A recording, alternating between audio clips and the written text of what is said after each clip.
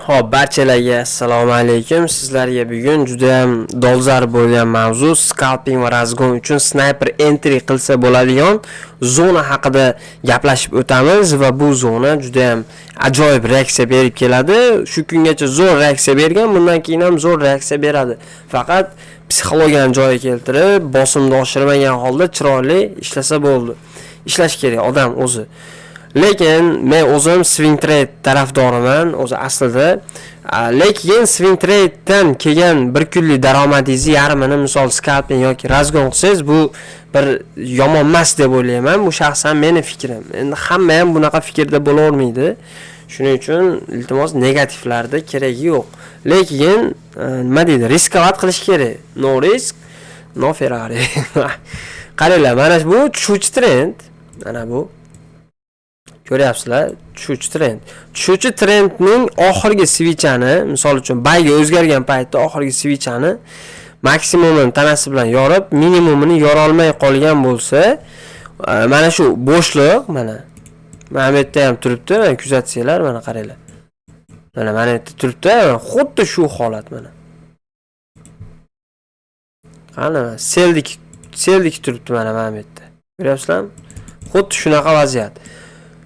Mana bu bayga ishlab beradi shu pozitsiyada. Endi bayga chiqib ketayotgan ketma-ketdagi svichalardan keyin misol uchun birdaniga sell svichi tushib maksimumi ochiq qolib, minimumini shundoq swing qiladi, tanasi bilan yopib beradigan bo'lsa, bu holatda mana shu o'rta bo'shliq selga ishlab beradi. Endi kuzatamiz bozorda qanchalik bu ishlab bergan. Xo'p, mana bu narsani qaytaramiz. Men savdoga kirgan nima deydi? Narsalarim ketdi. M5 time frame va M15 mana shu 3 ta time frame da kerak bo'ladi. Bizda mana bu yerda paglashina bor, to'g'rimi? Bor. Agar xohlasanglar buni bundoq o'chirib yuboraman-da, nolavoy joyga o'tib, nolavoy joyda biz davom ettiramiz. Ya'ni yana ham orqaroqqa olib, orqaroqda davom ettiramiz. Ketdi shu bilan. Bizda M15 time frame da paglashina bormi? Paglashina bor. Mana bu yerda paglashina bor. Kuzatyapsizlarmi? Mana. Ko'ryapsizlarmi? Nimaga desanglar, mana M5 time frame, M15 time frame maksimumi ochiq.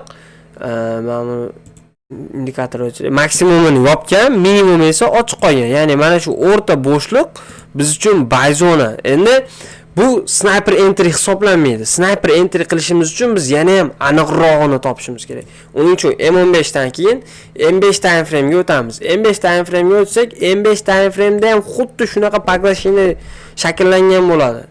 Ikkita time frame da paglashinasi. Tushunyapsizlarmi? Buni maksimumini yopgan, mana bu maksimumini.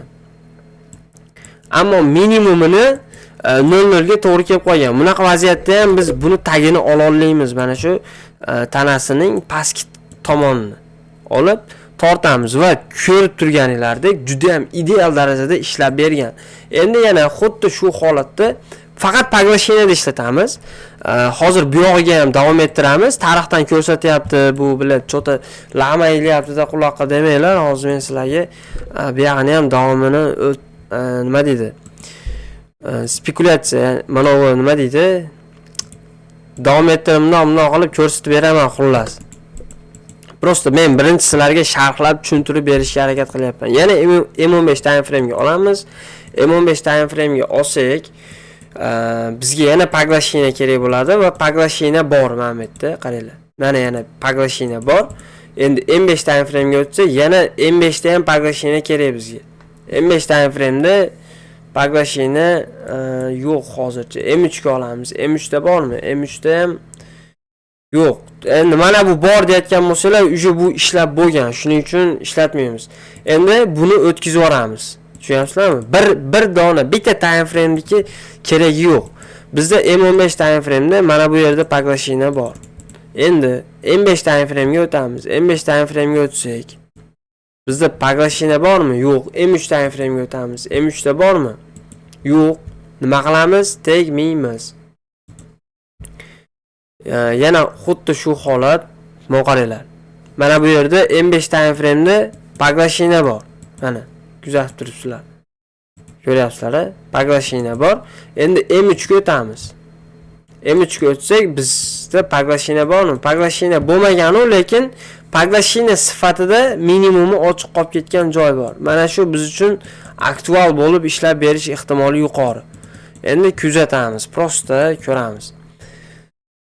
Trendimiz dalli moment selga bo'lgani uchun sel zonalarimizni ham aniqlab olamiz. M15 time frame'da sel uchun paglashina yo'q, M5 time frame'da sel uchun paglashina yo'q. Endi bosamiz, ketdi.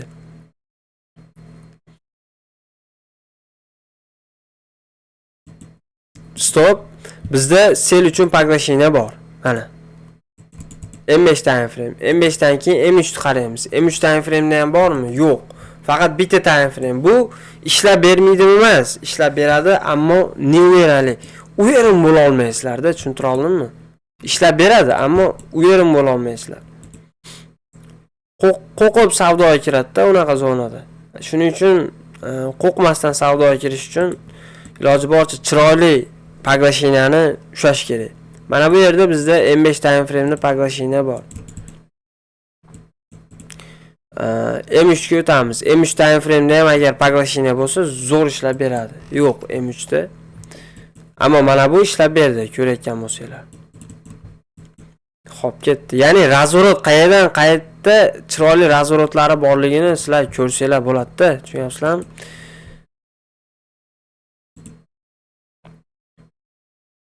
Sniper entry.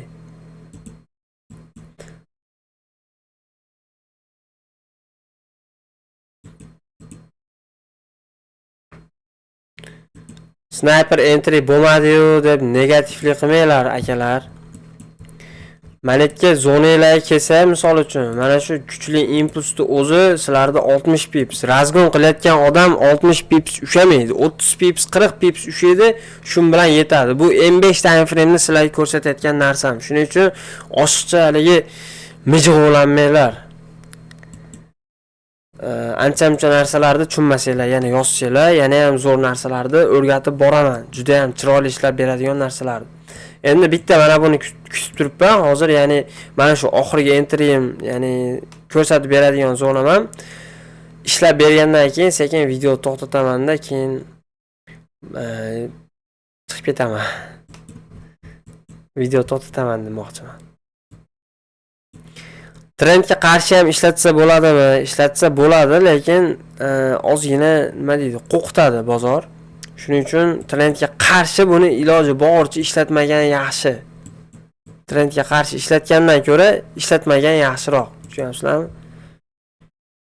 Mana sizlarga anaqa nima deydi? Paglashina og'alar.